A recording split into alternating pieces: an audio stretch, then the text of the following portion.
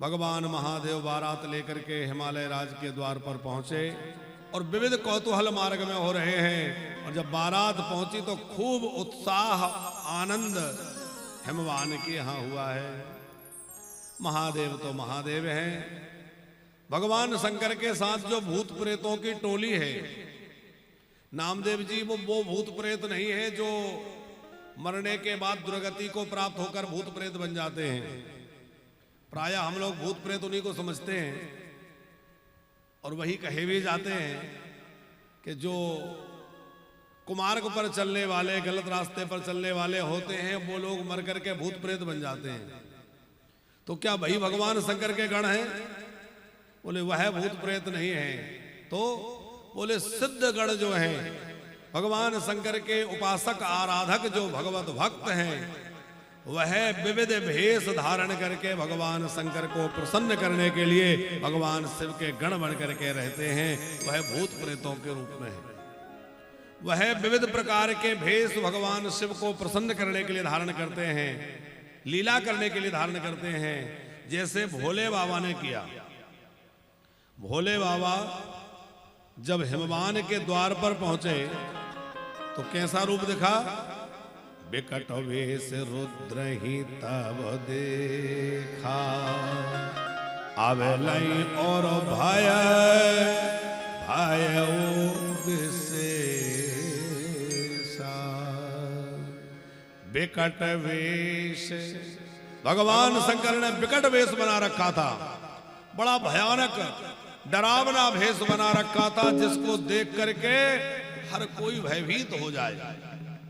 इतना भयानक रूप भगवान शंकर ने बनाया कि भगवान शंकर के विशाल जटाएं बिखरी हुई हैं, नेत्रों से लग रहा है कि ज्वाला निकल रही है।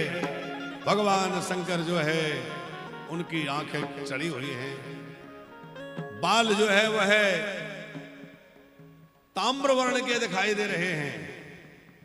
भगवान महादेव दिगंबर हैं, वस्त्र नहीं है।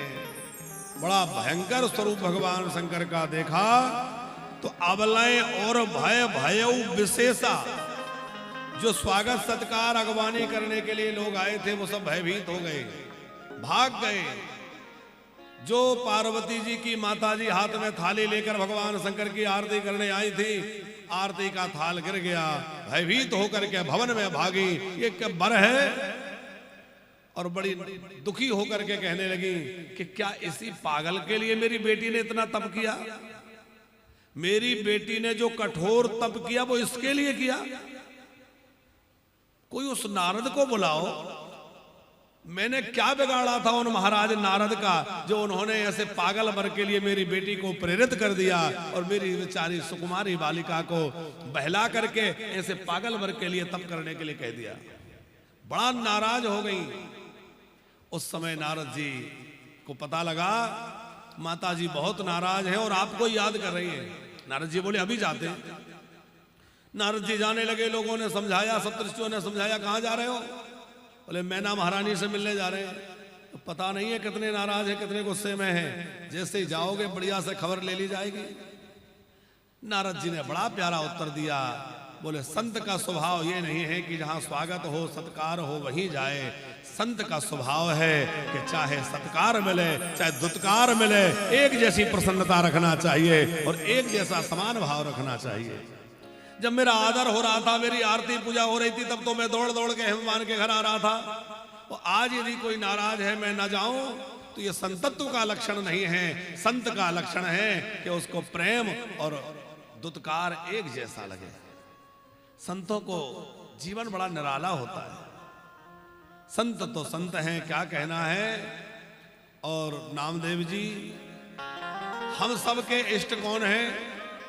किसी के इष्ट राम हैं, किसी के कृष्ण हैं, किसी के नारायण हैं, किसी के शिव हैं।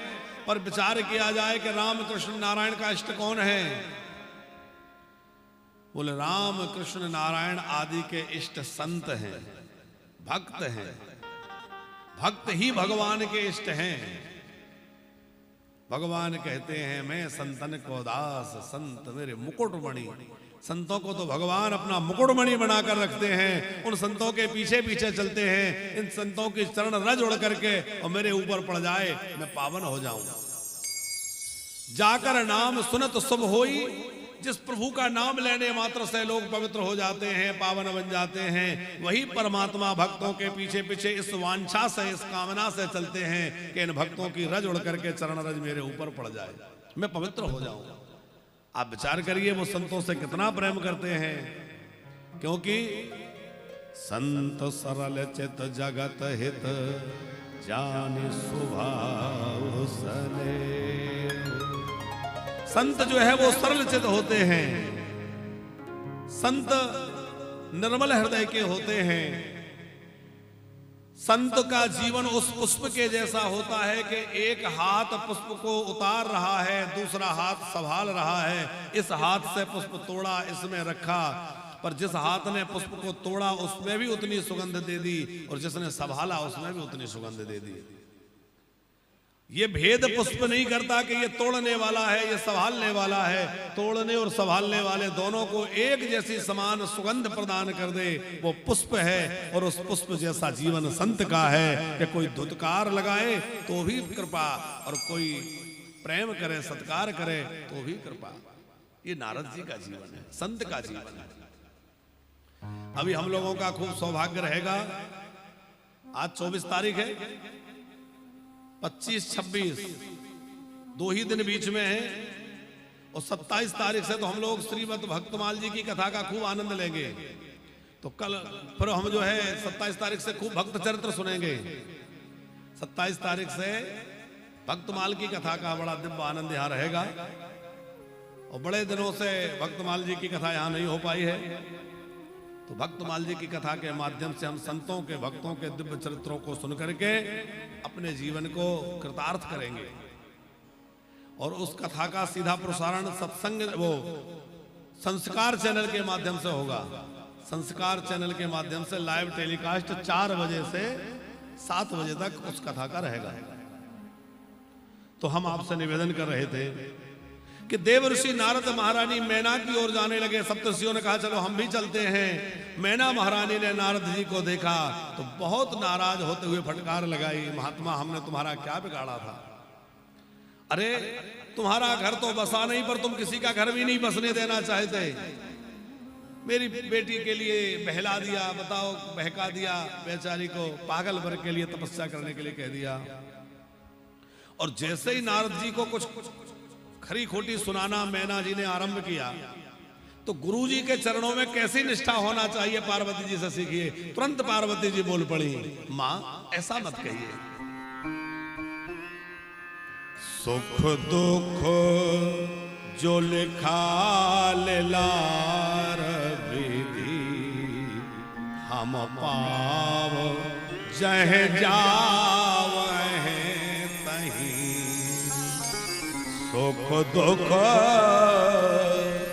जो विधि लिखा लीला। क्या बढ़िया बात पार्वती जी कह रही है, माँ मेरे भाग्य में जो सुख लिखा है अथवा जो दुख लिखा है, मैं जहां चली जाऊं वो सुख दुख क्या पीछा छूट जाएगा? वह सुख दुख तो मेरे साथ रहेगा। इसलिए आप किसी को दोष मत दीजिए, इसमें इनका कोई दोष नहीं है, क्योंकि पार्वती जानती है कि ये कौन है, महादेव कौन है और मैं कौन हूं। इस बात को मैना नहीं जानती, पर पार्वती तो जानती है। पार्वती जी ने कहा, मां इनको दोष मत दीजिए, इसमें इनका कोई दोष नहीं है। सप्तऋषियों ने, देवर्षि नारद ने समझाया, मां आप नहीं जानती ये कौन है। आपकी जो सुता बनकर के, आपकी पुत्री बनकर के जो आई है, ये आपकी पुत्री नहीं है, ये जगत माता है, ये भगवती भवानी जगदम्बा है। ये तो तुम्हारा सौभाग्य है कि तुम्हारी बेटी बनकर के आई है। ये जगत माता है। और ये बात जब मैना महारानी ने सुनी तो उनके हृदय का जो संताप था वह धीरे धीरे नष्ट होने लगा। और जैसे ही उनको समझ में आया कि मेरी सुता, मेरी पुत्री कोई सामान्य कन्या नहीं है, ये तो साक्षात भगवती है, पराम्बा है। अब तो अपने भाग्य की सराहना करने लगी कि जगत की माता मेरी पुत्री बनकर के आई है। खूब प्रसन्न हो गई। पर भगवान शंकर का ऐसा रूप क्यों है? तब सप्तऋषियों ने कहा, मां, भगवान महादेव तो अनेक रूप धारण करने वाले हैं, भगवान शंकर का कोई एक रूप नहीं है। भगवान शंकर निर्विकार है, भगवान शंकर निराकार है, और निराकार का कोई एक आकार नहीं होता कि वो ऐसा है। वो तो निराकार है, जैसा चाहे रूप बना सकते हैं। तो अब आप चलकर तो देखिए। मैना जी डर रही थी, पर सबने समझाया, एक बार चलकर तो देखिए। मैना जी को सप्तऋषि लेकर आए और देखा तो नंदी जी के ऊपर बैठे हुए भगवान शंकर का पुनः दर्शन हुआ। और अब की बार जब दर्शन हुआ तो कैसे भगवान शंकर हैं? श्री नंदिकेश्वर जी महाराज तो महापुराण में वर्णन कर रहे हैं। तम दृष्ट्वा सुंदरम शंभुम स्वरूपम मनमताधिकम अतिहृष्टो मुने तुम ही लावण्य परमायणम। भोले बाबा ने ऐसा अद्भुत सुंदर स्वरूप बना लिया। तम दृष्ट्वा सुंदरम शंभुम, भगवान शंकर अत्यंत सौम्य, अत्यंत सुंदर मनोहर रूप धारण कर लिया। और इतना मनोहर रूप धारण किया कि जिनके रूप लावण्य को देख करके कामदेव भी लज्जित हो जाए। करोड़ों करोड़ कामदेवों की शोभा जिनके सामने फीकी पड़ जाए, ऐसी शोभा का दिव्य स्वरूप भगवान शंकर ने धारण कर लिया। महादेव तो शोभा के धाम हैं। अतिहृष्टो मुने तुम ही लावण्य परमायनम। परम सुंदर भगवान शंकर का स्वरूप हो गया है। और भगवान शंकर के उस दिव्य रूप को देख करके, सौंदर्य संपन्न रूप को देख करके अब तो मैना जी सक्षा गई, चरणों में वंदन करने लगी। महादेव मुझे क्षमा कर दीजिए, मैंने आपके ऊपर संदेह किया। बोले बाबा मुस्कुराए, माँ इसमें आपका कोई दोस्त थोड़े ही है। मैना जी बड़ी संकोच में भरी हैं, मुझसे अपराध हो गया, मैंने शिव निंदा करी है, मैंने आपके रूप में संदेह किया, आपके दिव्यता को मैंने देख नहीं पाया, क्योंकि इन चर्म चक्षुओं से भगवान की दिव्यता का अनुभव नहीं किया जा सकता। भगवान की दिव्यता का अनुभव करने के लिए भगवान की कृपा चाहिए। अब एक लीला का दूसरा पक्ष देखिए किशनलाल जी। पहले मैना जी ने देखा तो सीधा दर्शन करने चली गई, और अब की बार सप्तऋषियों ने, नारद जी ने दर्शन कराया है। बोले भगवान का सीधा सीधा दर्शन करोगे तो उनके रूप को पहचानने में भूल हो सकती है, पर कोई संत ले जाकर दर्शन कराएगा तो आपको भगवान के स्वरूप का सही बोध होगा कि भगवान कैसे हैं। अब संत ने दर्शन कराया है, और संत ने दर्शन कराया, गुरु ने दर्शन कराया, तो फिर वास्तविक रूप का दर्शन हो गया। भगवान महादेव के दिव्य रूप का वंदन किया है। मैना महारानी उनका पूजन करने लगी, आरती करने लगी, बार बार आरती करती हुई, और जो है परछन कर रही हैं। आप लोगों के यहां भी होता होगा, जब दुल्हा द्वार पर आता है तो परछन होता है। वो परछन जो है बड़ी विशेष विधि है, जिसमें कन्या की मां उस वर का पूजन करती है द्वार पर, दहली पर, और उसको आरती उतारती है, कुछ मिष्ठान खिलाती है, पान खिलाती है, आरती करती है, माला पहनाती है। होता है आपके यहां, परछन बोलते हैं उसको। बड़ा सुंदर पूजन भगवान शंकर का हुआ है। सब देवता यथा स्थान जनवासे में जहां तहां विश्राम कर रहे हैं। फिर सबका खूब आनंद विनोद हुआ। भोले बाबा के गण हैं, थोड़ा उपद्रव तो कुछ ना कुछ करेंगे, तो भोले बाबा के गणों ने भोजन में तो खूब आनंद लिया, क्योंकि भूत प्रेतों की बारात और पंगत में बैठने का सौभाग्य पहली बार ही मिला होगा। पहली बार पंगत में गए होंगे भूत प्रेतों को कौन पंगत जमा रहा है? अब जो परोसने वाले थे वो भी परेशान। आपने देखा होगा जहां पंगत होती है, अब आजकल तो ये बफर का चक्कर चल गया, बूफे लगने लगे, जहां बिठा के भोजन जमाया जाता है, तो एक दो लोग निरीक्षण पर रहते हैं, और वो भी कोई विशेष आयोजन हो तो एक दो बड़े विशेष लोग रहते हैं।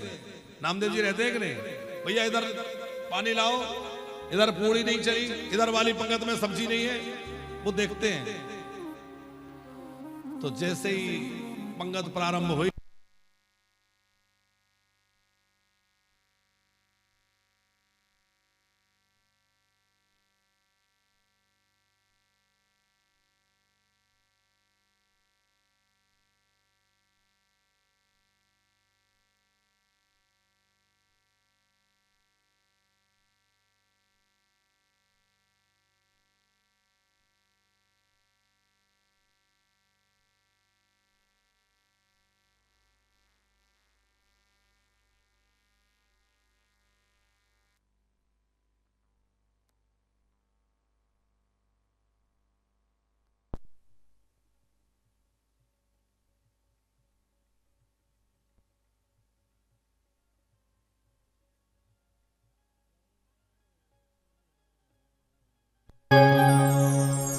सत्यदेव शंकर भगवान की जय। अब जैसे ही पंगत बैठी भूत प्रेतों की, पत्तल परोसने वाला आगे आगे चला। अब पत्तल परोसने वाला 2-4 लोगों को पत्तल डाल करके खड़ा हो गया। तो जो निरीक्षक महोदय थे उन्होंने कहा रुक क्यों गए, आगे बढ़ो। बोले हम देख रहे हैं कि यहां पत्तल इधर डालें कि उधर डालें, क्योंकि वहां ऐसा भूत बैठा था जिसके हाथ इधर थे मुंह उधर था, तो समझ में नहीं आ रहा कि उधर डालें कि इधर डालें। अरे उन्होंने कहा तुम सीधा सीधा डालो, आगे बढ़ो। अब वो बेचारा आगे डाल करके भागा, फिर खड़ा हो गया। अब क्या समस्या है, अब क्यों रुक गए? वहां ऐसा भूत बैठा था जिसके अनेक मुख थे। तो बोले यहां पत्तल एक डालें कि बहुत सारे डालें, क्योंकि इनके तमाम मुंह हैं, इतने मुख से खाएंगे तो एक ही पत्तल से खाएंगे कि 10-5 पत्तल लगेगी।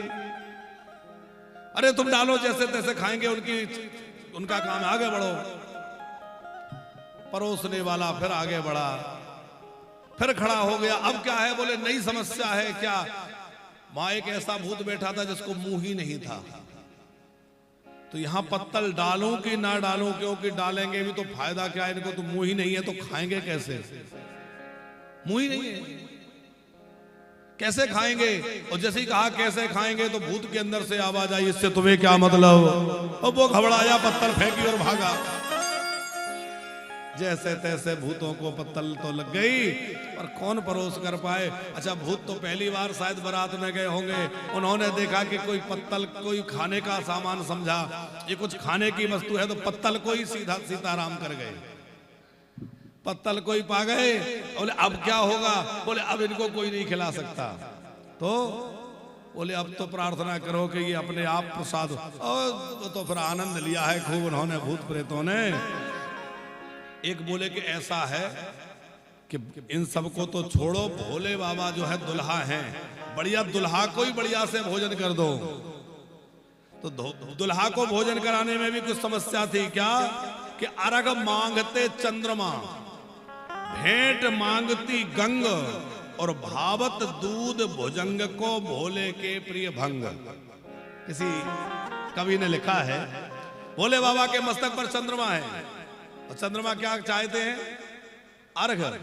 तो अर्घ मांगते चंद्रमा, भेंट मांगती गंग। गंगा माया जो है सिर पर हैं, वो कहती कुछ भेंट। और भावत दूध भुजंग को, भोले बाबा के गले में भुजंग है, नाग है। भोले बाबा के अंगों में नाग लपटे रहते हैं, और वो नाग कोई साधारण नाग नहीं है, बड़े बड़े नाग। उस दिन वो आए थे नैयायिक गुरुजी, उन्होंने एक बात सुनाई थी, आप लोगों ने ध्यान से सुना हो तो, कि समुद्र मंथन में जिस बासुकी नाग को नेई बनाया गया था, नेई समझते हैं आप लोग? पहले माताएं दही मंथन करते थे, तो दही मथते समय उसमें एक वो अरई जो डालते हैं लकड़ी की, तो उसमें एक रस्सी लपेटते हैं, जिस रस्सी को खींच करके उसको चलाया जाता है। रस्सी को क्या बोलते हैं? हाँ, अरे मैं तो वो देखा होगा ना दही मंथन करना, तो जो रस्सी लगाते हैं उसको क्या बोलते हैं? नहीं पता? हाँ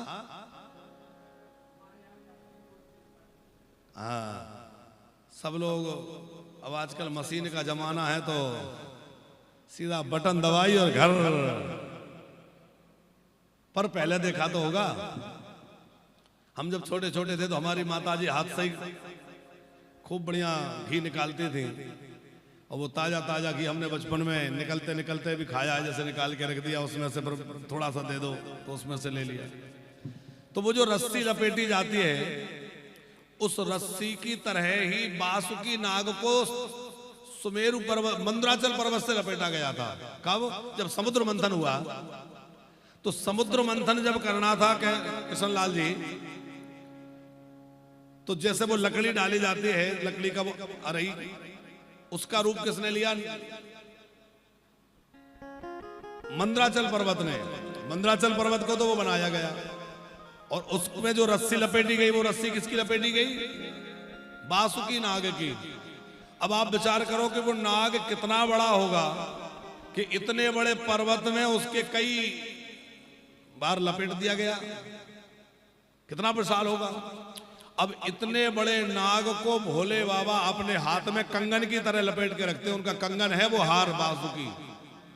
तो आप विचार करो भगवान शंकर का कितना दिव्य स्वरूप होगा कि इतना विशाल नाग जो है भोले बाबा का कंगन बना हुआ है। एक कथा हम कल ही पढ़ रहे थे कि भोले बाबा के हाथ में एक कंगन था नाग का। वो नाग जो है शेष नाग का बेटा था, और शेष नाग का जो बेटा था वो हाथ में लपटा हुआ था कंगन बन के। पार्वती जी और शंकर जी कोई बातचीत कर रहे थे। पार्वती जी की किसी बात पर भोले बाबा को हंसी आ गई, और भोले बाबा जोर से हंसे तो वो नाग को भी हंसी आ गई, और नाग भी हंस पड़ा। और नाग हंसा तो भोले बाबा को थोड़ा रोष आ गया कि भाई तुम आभूषण हो, और आभूषण का काम ये नहीं है, आभूषण का काम है चुपचाप आभूषण की तरह बने रहो, हंसे क्यों, जाओ तुम पृथ्वी पर चले जाओ। उन्होंने क्षमा मांगी, कहा चिंता मत करो, तुम जो है पृथ्वी पर जाकर के मेरी भक्ति करोगे और वहां तुम्हारे नाम से ही मेरा ज्योतिर्लिंग प्रतिष्ठित होगा।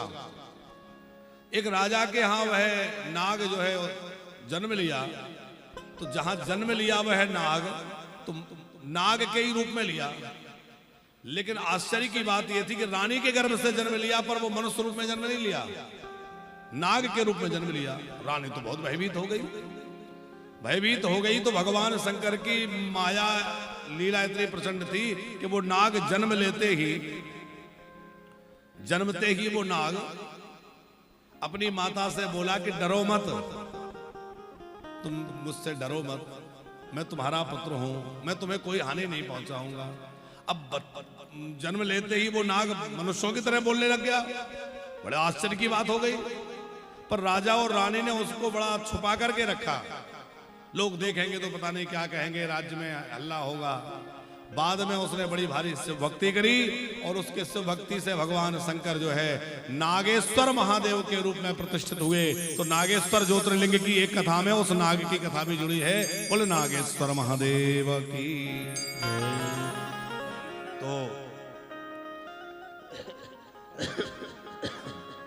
भोले बाबा को सत्कार किया गया, भगवान शंकर मंडप में पधारे, उधर पार्वती जी मंडप में पधारी, और मंडप में विधि पूर्वक जो है सप्त ऋषियों ने मंत्रोच्चार करना प्रारंभ किया है। उधर ब्रह्मा जी भी मंत्रोच्चार करने लगे, वेद पाठ करने लगे। पार्वती जी मंडप में पधारी, और विधि पूर्वक जो है सबसे पहले गणेश जी का पूजन कराया गया। मुनि अनुशासन गणपति पूजे शंभु भवानी, को जन संशय करह मना, सुरो अनादि जिय जाय। अब कोई ये मन में संशय ना करे कि गणेश जी तो पार्वती के पुत्र हैं, और अभी गणेश जी का जन्म ही नहीं हुआ, पार्वती जी के तो ब्याह ही हो रहा है, और विवाह में बेटे का पूजन कैसे हो गया। अरे माता पिता के विवाह में पुत्र की पूजा कैसे। नामदेव जी एक बच्चा अपने माता पिता के विवाह की एल्बम देख रहा था, और माता पिता के विवाह की एल्बम देखते देखते रोने लगा। माँ ने पूछा क्या हुआ, बोले ये बताओ इसमें मैं कहाँ हूं, मेरा फोटो क्यों नहीं है। अब माँ समझाए बेटा उस समय तो था ही नहीं, बोले मेरा फोटो, सब घर परिवार का फोटो, मेरा फोटो क्यों नहीं है। छोटा बच्चा मचल गया। तो अब आप बताओ उस बच्चे का फोटो कहां से आएगा, क्योंकि वो तो था ही नहीं। पर यहां पार्वती के पुत्र गणेश की पूजा विवाह में हो रही है। क्यों हो रही है, बोले सुर अनादि जी जान, देवता जो है वो अनादि है। गणेश जी जो है वो ब्रह्म है, और ब्रह्म जो है वो किसी का बालक नहीं है, वो तो लीला करने के लिए बालक बन जाते हैं। परम ब्रह्म है गणेश, ब्रह्म रूप भगवान गणपति हैं। उनका पूजन विधि पूर्वक देवताओं ने करवाया, ऋषियों ने करवाया, और उसके बाद शाखोच्चार हुआ है, विधि पूर्वक विवाह की विधि होने लगी। और जैसे ही शाखोच्चार होने लगा तो शाखोच्चार में 3 पीढ़ियों का नाम लिया जाता है। आप रहने वाले कहाँ के हैं, ऐसे बोलते हैं प्रथम खेड़ा, द्वितीय खेड़ा, तृतीय खेड़ा। खेड़ा समझते हैं, कहाँ कहाँ रहे, पहले वहां रहते थे तो वो खेड़ा, फिर उसके पहले कहाँ रहते थे, ऐसे 3 खेड़ा, उसको बोलते हैं नगर वखान। शाखोच्चार, शाखा, पटा, प्रवर, गोत्र, वो सब वैदिक मंत्रों के साथ में ब्राह्मण देवता उनका उच्चारण करते हैं, 3 पीढ़ियों का नाम लेते हैं। अब आजकल तो विवाह, क्या विवाह की जगह तमाशा शुरू हो गया, ना तो विधि पूर्वक शाखोच्चार हो पाता है, ना कोई और विधि हो पाती है। जूते पहने शराब पिए लोग घुसे चले जा रहे हैं मंडप में, 3 बजे तक तो नाचने कूदने हुड़दंग में टाइम निकाल दिया। अब 3 बजे कह रहे हैं जल्दी करो पंडित जी, जल्दी करो पंडित जी, जल्दी करो। पंडित जी भी सोचते हैं इनसे कब पिंड छूटे है, पिए बैठे हैं, अनाप शनाप बोल रहे हैं, चलो जल्दी पिंड छूटे। तो वहां शाखोच्चार होगा, ऐसे मंडप में देवता पधारेंगे?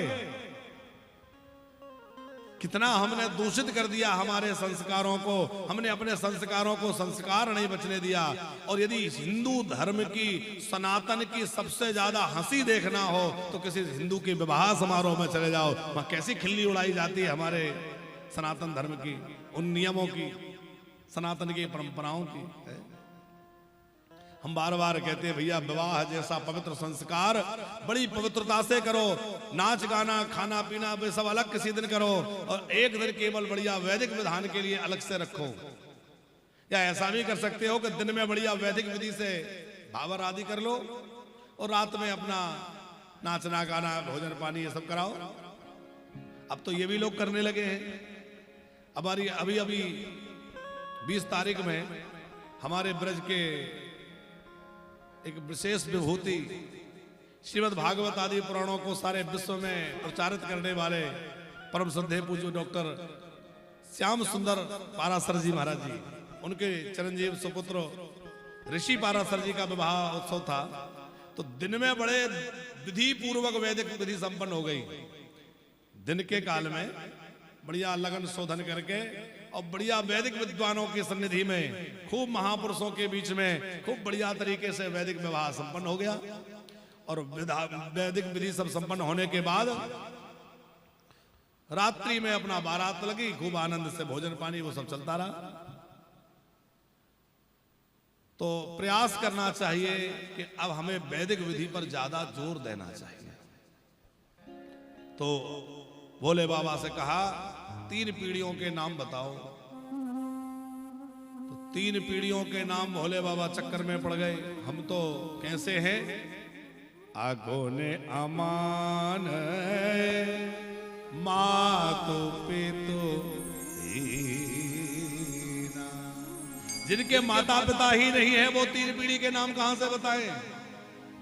फिर मन में विचार किया कि चलो मेरा एक रूप जो है वो ब्रह्मा की भौहों से भ्रुकुटी से प्रकट हुआ था। तो कहा मेरे पिताजी का नाम है विधाता ब्रह्मा। अच्छा, चलो अपने दादाजी का नाम बताओ। फिर सोचा दादाजी कहां से लाए। महात्मा लोग बोले जल्दी बताओ, विवाह की विधि तभी होगी। भोले बाबा ने कहा मेरे दादाजी का नाम भगवान श्रीमन नारायण है, क्योंकि नारायण के नाभि कमल से ही ब्रह्मा जी प्रकट हुए। तो बोले ब्रह्मा जी के पिता भगवान नारायण हुए इस नाते से, तो बोल दिया मेरे दादाजी का नाम नारायण है। परदादा 3 पीढ़ी बताना है ना। बोले परदादा का नाम बताओ। तो बोले अब चक्कर में पड़ गए कि अब परदादा कहां से लाएं। तो भोले बाबा को थोड़ा रोष आ गया। क्या बोले, सुनो सबके परदादा हम खुद ही हैं। अब ब्याह करो तो ठीक, ना करो तो ठीक, सबके परदादा हम ही हैं, हमारा कोई परदादा नहीं है। विवाह हुआ और नाई होते हैं ना, नाई नापित, तो नायन आ गई नेग दो। भोले बाबा ने कहा नेग चाहिए। अब भोले बाबा तो वैसे ही थोड़ा दिमाग ठनका हुआ था, ना नेग चाहिए। तो उन्होंने ऐसे हाथ डाला और एक नाग निकाला। बोले करो झोली, और जैसे ही ऐसे डाला और उसके हर नाक देख करके वो भागी, हमें ऐसा नेक नहीं चाहिए। भोले बाबा के दुआ में खूब आनंद हुआ है। और उसके बाद अब जब विवाह की विधि संपन्न हो गई तो अब विदाई होना है। और विदाई के पहले प्राचीन एक नियम था कि जब बेटी को विदा किया जाए तो उसको उसकी माँ अथवा वहां की ब्राह्मणियां, बड़ी बूढ़ी माताएं उसको सुंदर शिक्षा देती थी। बेटी ससुराल में जाकर तुझे कैसे रहना है, ससुराल में जाकर के तुझे क्या करना है क्या नहीं करना है, बड़ी सुंदर शिक्षा बेटी को दी जाती थी। पर आज सुंदर शिक्षा ना देकर के कहा जाता है बेटी जरा सी भी कुछ ऊंच नीच हो तो तुरंत फोन लगाना, चिंता मत करना, तुरंत आ जाएंगे। देखो तुरंत पहुंच जाओ, ये बहुत अच्छी बात है, क्योंकि एक बेटी के प्रति माँ बाप जीवन भर जिम्मेवारी भी रहती है और दायित्व भी रहता है, प्रेम भी रहता है। पर इसका मतलब ये नहीं है कि बेटी की जिंदगी में इतना अधिक दखल करने लगो कि बेटी का घर ही ठीक से ना बस पाए। आज बहुत सारे घरों में जो समस्याएं हो रही हैं उसका बड़ा कारण है बेटी की मां का बेटी के विवाह के बाद भी लंबे समय तक दखल बने रहना। ये बेटी के दाम्पत्य जीवन में, ससुराल में कई बार बहुत बड़ी अड़चन बन जाता है। माँ बातचीत करे, हालचाल पूछे, ये बहुत अच्छी बात है, हम ये नहीं कहते कि माँ बात ना करे, पर जरूरत से ज्यादा दखल बेटी की जिंदगी में यदि माँ करेगी तो उस बेटी का घर ठीक से बस नहीं पाएगा, ठीक से उसकी गृहस्थी चल नहीं पाएगी। इसलिए माँ को चाहिए कि भाई आवश्यकता अनुसार उतनी ही बात करे, और जब बात करे तो बेटी को समझाइश दे, बेटी जैसे मैं तेरी माँ थी तो मैं तो तेरी माँ हूं ही, पर अब तेरी सासू तेरी माँ है, तेरे ससुर जो है वो अब तेरे पिता हैं। बेटी अब वही घर तेरा घर है, जो भी सुख दुख मिल रहा है उसको अपना घर समझ के सहे, और उस घर को घर मत रहने दे, उस घर को स्वर्ग बना दे। तू वहां रहेगी और बढ़िया से रहेगी तो वह घर स्वर्ग बन जाएगा। एक बेटी जब आती है वो चाहे तो उस घर को नर्क बना दे और वो चाहे तो उस घर को स्वर्ग बना दे, उस बेटी पर निर्भर करता है। और बेटी को कैसी शिक्षा मिली है ये उसके संस्कारों पर निर्भर करता है कि वो कैसा आचरण करेगी, व्यवहार करेगी। पार्वती जी के लिए समझाने के लिए तमाम बड़ी बूढ़ी माताएं, ब्राह्मणों की पत्नियां, गुरु जी की पत्नी, वो सब आए और बड़ी सुंदर शिक्षा पातिव्रत धर्म की पार्वती जी को दी है।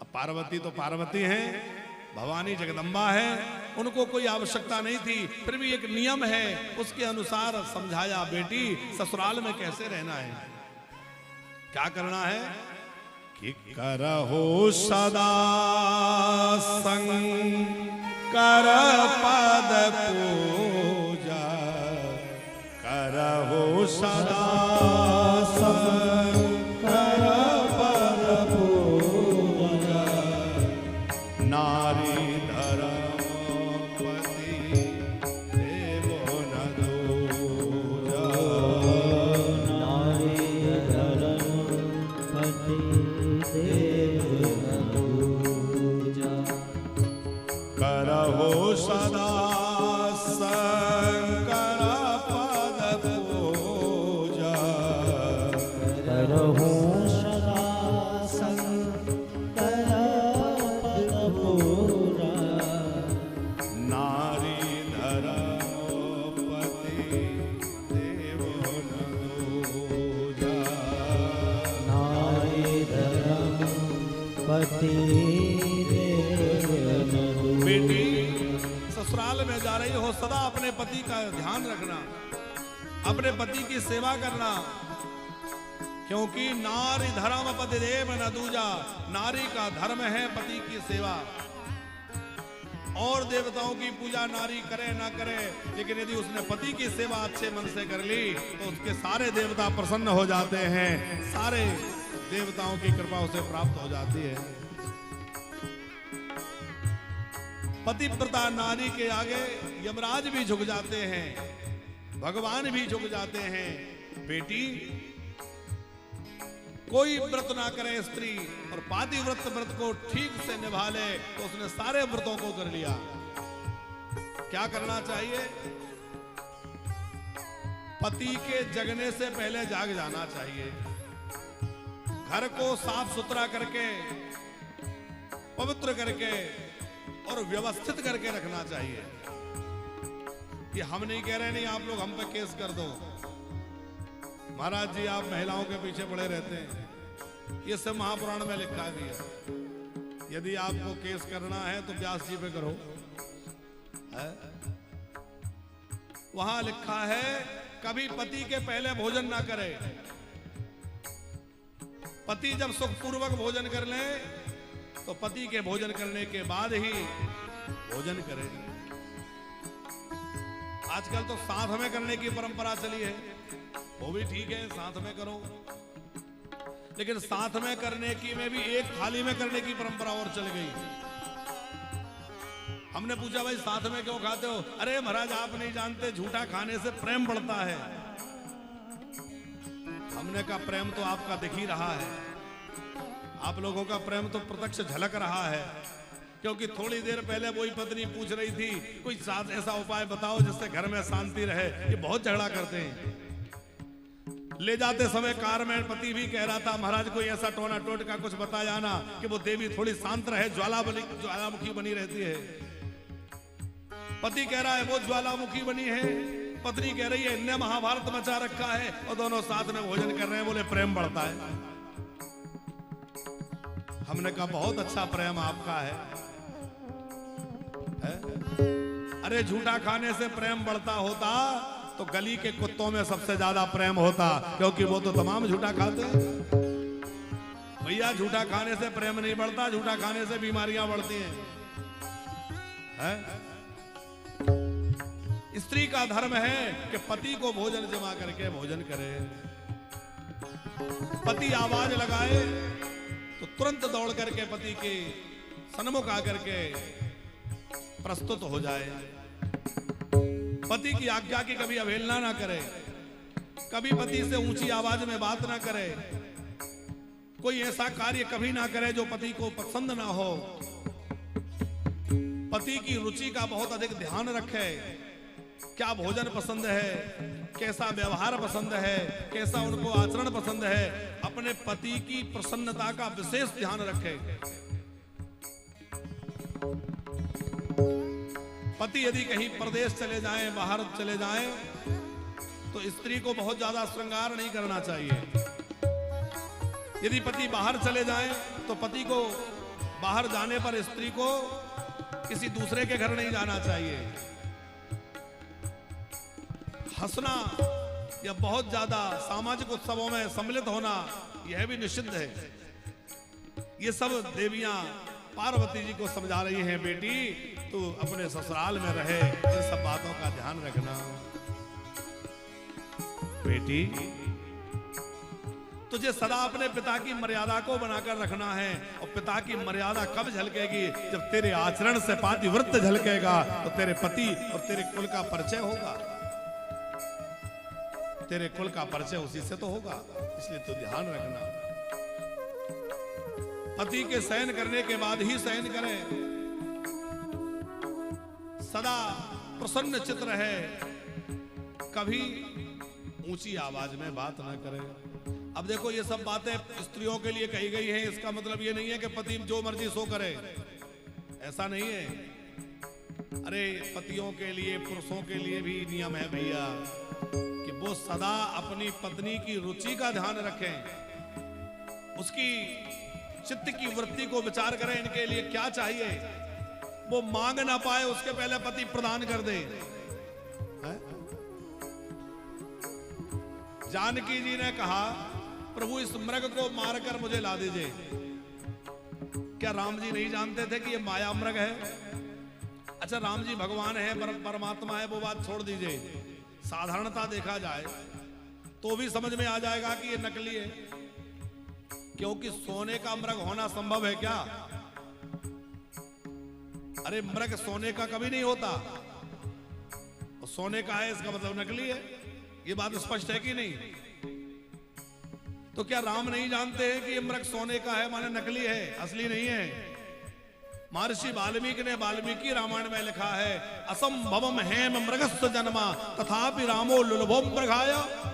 असंभव है कि इस भूमि पर स्वर्ण मृग जन्म ले ले, फिर भी राम जी उस मृग के पीछे चले गए। क्यों? बोले जब से विवाह हुआ है जानकी जी ने आज तक कभी कुछ मांगा ही नहीं। आज पहली बार किशोरी जी ने कोई मांग रखी है और राम जी को लगा यदि मैं मना कर दूंगा तो इनको धक्का लगेगा। यदि मैं मृग के पीछे चला गया तो जानकी जी का हरण हो जाएगा, हमारी अंदर दूरियां बढ़ जाएंगी, हमारी दूरियां हो जाएंगी। पर राम जी ने विचार किया कि शरीर की दूरी भले हो जाए पर मन की दूरी नहीं होना चाहिए। मैं माया मृग के पीछे नहीं गया तो मन की दूरियां हो जाएंगी। इनके मन में लगेगा कि मेरी बात को इन्होंने टाल दिया। इसलिए स्त्री के, पत्नी के रुचि का कितना ध्यान पति को रखना चाहिए, राम जी से सीखा जाए। पति शब्द का अर्थ क्या है? पतन से जो रक्षा करे।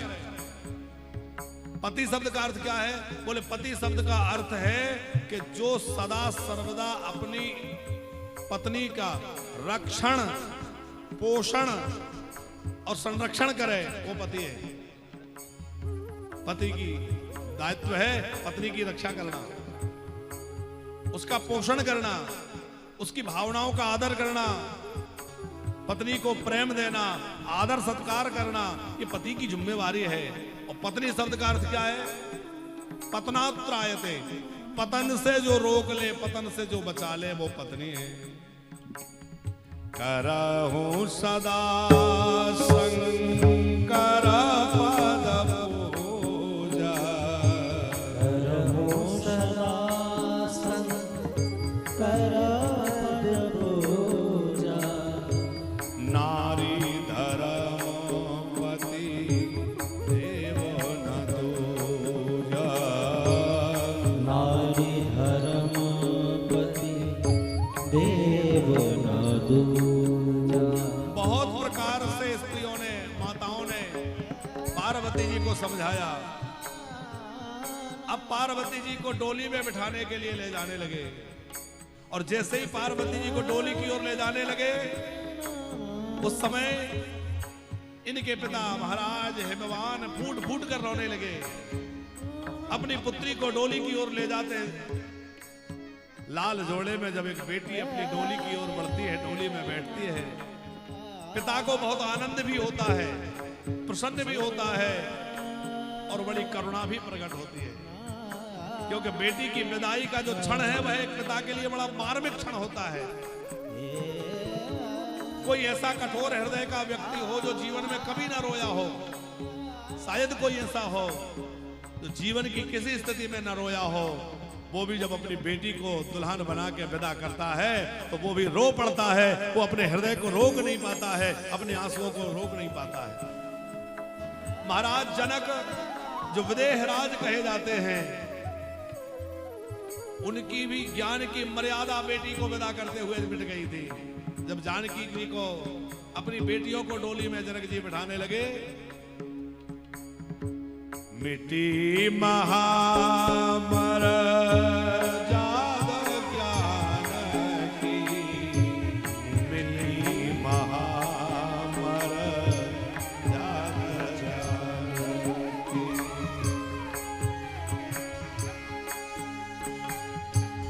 ज्ञान की मर्यादा जनक जी की मिट गई।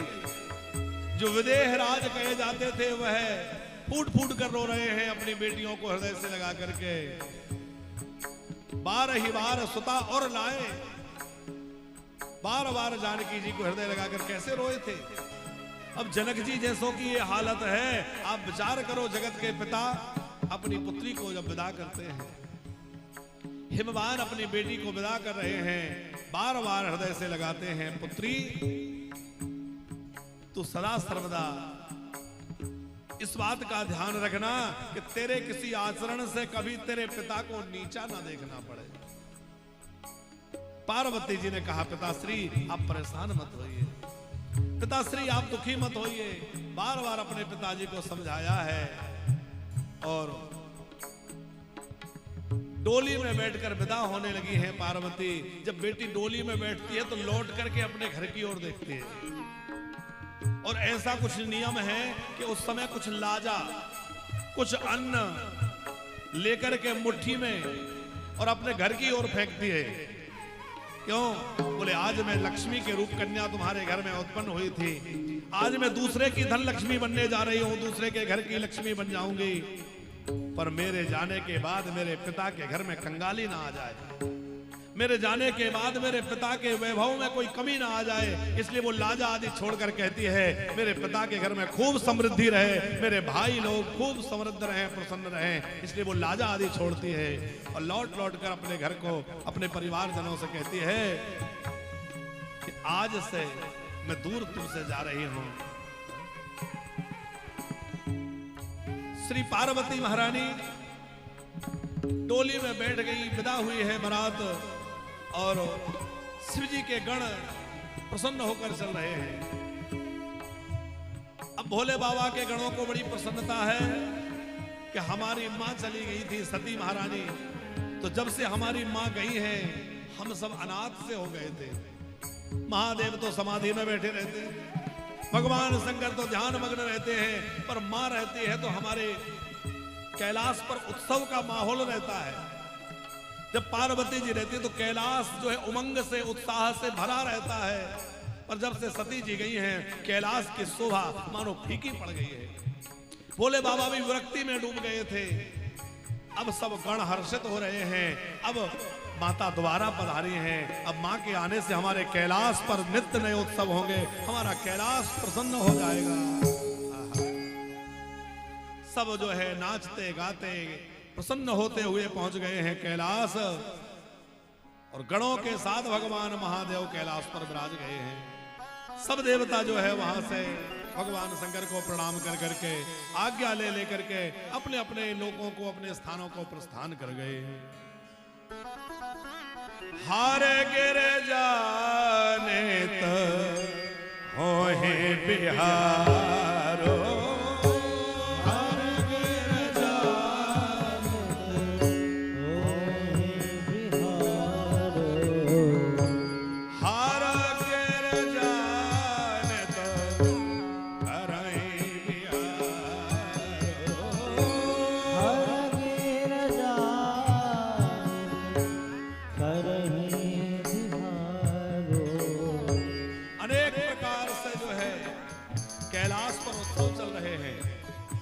भगवती पार्वती भगवान शंकर कैलाश के स्वर्ण वन में विराजमान है। शिव हसा भगवान साक्षात कैलाश मगमाद्यथा सौख्यम च विविधम चक्र गणः सर्वे स्वहर्षिता।